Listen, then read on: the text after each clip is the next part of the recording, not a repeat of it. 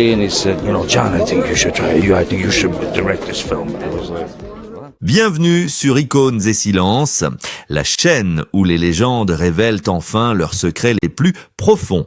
Si vous regardez Johnny Depp aujourd'hui, à 62 ans, peignant paisiblement dans le silence d'un studio européen, vous y verrez un homme qui semble avoir traversé toutes les tempêtes pour trouver la paix, mais derrière le sourire narquois de l'immense icône du cinéma, derrière l'image du rebelle romantique que la France a tant chéri, se cache un petit garçon qui n'a jamais vraiment guéri.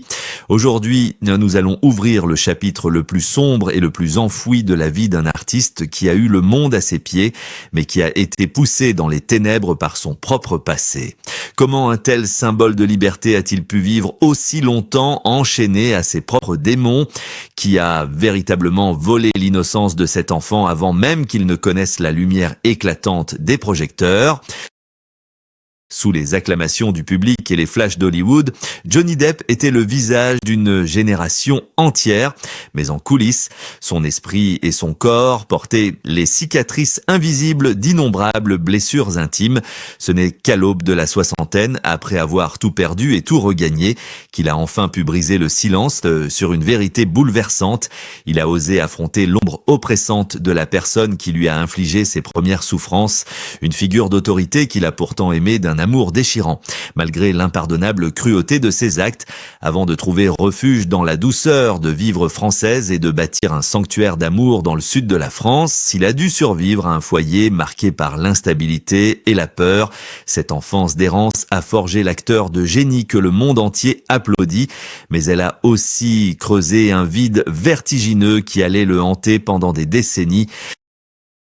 L'histoire que vous allez entendre n'est pas celle des tapis rouges ou des scandales superficiels, c'est l'histoire d'une survie psychologique, mais pour comprendre l'ampleur du gouffre dans lequel il allait plonger bien plus tard, et le rôle crucial que la France a joué dans sa résurrection, il nous faut d'abord revivre son ascension fulgurante et découvrir comment Hollywood a commencé à dévorer son âme. Pour comprendre la chute vertigineuse de cet homme, il faut d'abord mesurer la hauteur majestueuse du sommet qu'il avait atteint. À la fin des années 80, le monde entier a découvert un jeune homme au visage d'ange dans la célèbre série télévisée 21 Jump Street, rapidement érigé au rang d'idole absolue pour adolescents. Ce statut de beau garçon l'étouffait viscéralement, le réduisant à une simple image sur papier glacé, un produit de consommation de masse façonné par les studios. Mais Johnny Depp n'était pas fait pour entrer dans les moules préfabriqués de l'industrie du divertissement. C'est en embrassant sa propre étrangeté, ses propres fissures, qu'il a véritablement trouvé sa voie artistique. Avec le bouleversant chef-d'œuvre Edward aux mains d'argent, il a dévoilé au monde l'étendue de sa vulnérabilité. Ce rôle d'une créature à la fois effrayante et d'une innocence poignante n'était pas seulement une brillante performance d'acteur, c'était le reflet parfait de son âme blessée d'enfant meurtri. Le public a été instantanément captivé par cette capacité unique à donner vie à des êtres marginaux, des âmes perdues et profondément incomprises par la société.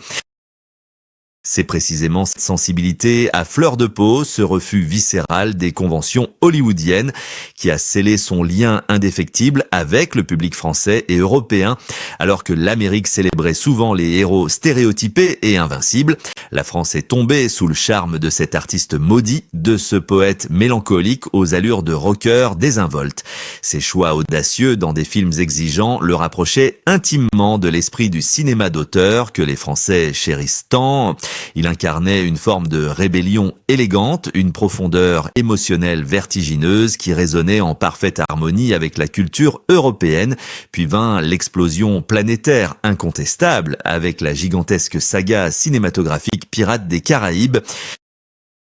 En créant de toutes pièces, le personnage iconique, ivre de liberté et totalement excentrique du capitaine Jack Sparrow, il a défié toutes les attentes des grands producteurs pour livrer une performance magistrale qui a redéfini le visage du divertissement mondial.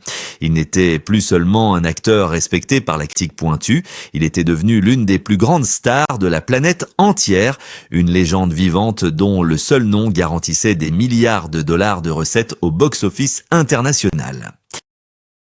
Au sommet de cette gloire extrêmement enivrante, la vie semblait avoir finalement réparé les cruelles injustices de son enfance instable. Les foules scandaient son nom avec passion.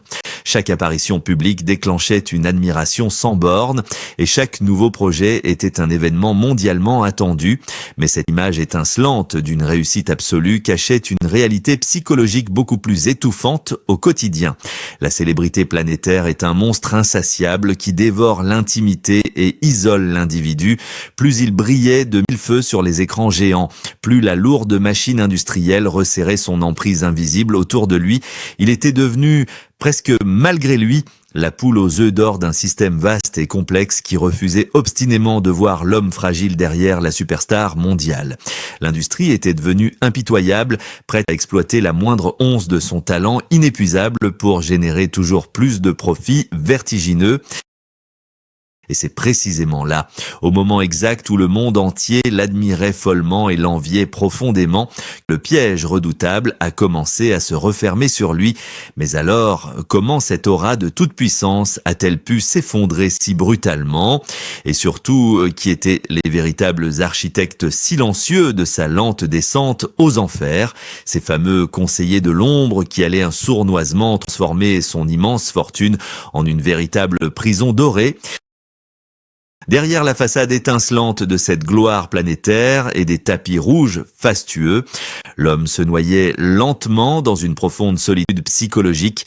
Alors que le public adulait l'icône rebelle aux millions de dollars, la réalité quotidienne de Johnny Depp se transformait peu à peu en une véritable cage dorée où chaque mouvement était monétisé. Le petit garçon terrorisé de son enfance, celui qui avait dû déménager plus de 40 fois avec sa famille instable, n'avait jamais vraiment trouvé la paix intérieure. L'industrie cinématographique ne voyait plus en lui un être humain vulnérable, mais un produit d'une rentabilité extraordinaire qu'il fallait exploiter sans la moindre relâche. Il était devenu le prisonnier d'un emploi du temps implacable, entouré par une armée de conseillers et de managers qui semblaient gérer sa vie entière. Pendant que les foules hurlaient d'admiration à chacune de ses apparitions majestueuses, lui s'enfonçait dans un silence intérieur véritablement dévastateur. Chaque sourire distribué aux photographes devenait une performance épuisante pour dissimuler l'urgence absolue d'une âme en grande détresse. L'une des tragédies les plus silencieuses de cette période tumultueuse fut la trahison intime de ceux en qui il avait placé une confiance aveugle, une puissante société de gestion financière, initialement chargée de veiller précieusement sur ses intérêts et de protéger l'immense fortune qu'il bâtissait à la sueur de son front, prenait en réalité des décisions désastreuses dans l'ombre, au lieu de le protéger des tempêtes impitoyables de la célébrité extrême. Ce système administratif très opaque le dépouillait progressivement de son autonomie financière. Des dizaines de millions de dollars s'évaporaient dans des investissements hasardeux et des dépenses incontrôlées, très souvent validées sans son consentement explicite. Il était au sommet absolu du monde artistique, mais il était géré, encadré et finalement trahi par la grande machine hollywoodienne qui se nourrissait goulûment de son immense succès mondial. Pour faire face à cette terrible pression constante et à ce sentiment d'enfermement profondément oppressant, les fantômes douloureux de son passé sont violemment remontés à la surface. Les cicatrices invisibles de son enfance meurtrie, causées par les violences maternelles qu'il avait toujours refusé d'affronter directement par un amour filial tragique, se sont réveillées avec une force dévastatrice dans le silence assourdissant de ces immenses demeures et de ces luxueuses chambres d'hôtel. Il cherchait désespérément à anesthésier cette souffrance abyssale, sans l'ancrage salvateur d'une vie normale et isolé par son propre mythe imposant. Il fuyait la réalité brûlante pour simplement apaiser la douleur au quotidien. Son corps, recouvert de tatouages qu'il décrit lui-même comme son propre journal intime, témoignait en silence des batailles effroyables qu'il menait secrètement contre ses propres démons intérieurs. L'homme qui faisait tant rêver des millions de spectateurs à travers le globe passait ses nuits à lutter seul contre une tristesse infinie. La douce France avait été pendant un temps bénie et inoubliable, son ultime refuge contre cette folie américaine vertigineuse, un lieu magique où il pouvait simplement respirer sereinement loin de la toxicité du végétariat. Dans le sud paisible du pays, il avait goûté à l'anonymat réconfortant, tendrement entouré par l'amour véritable d'une famille qui l'acceptait exactement tel qu'il était. Mais que se passe-t-il quand l'oiseau aux ailes extrêmement fragiles décide tragiquement de quitter le seul véritable nid de paix qu'il ait jamais connu pour retourner voler dangereusement près de la tempête mortelle?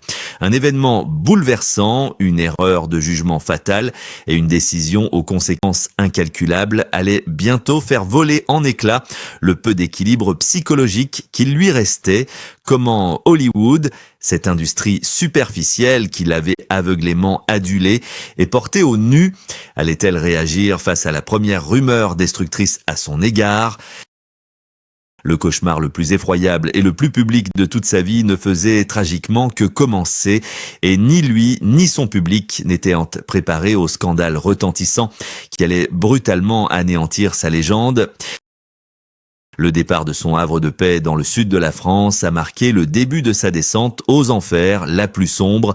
En quittant ce sanctuaire protecteur, l'acteur a replongé tête la première dans le tourbillon destructeur de Los Angeles, une décision qui allait lui coûter bien plus que son immense fortune.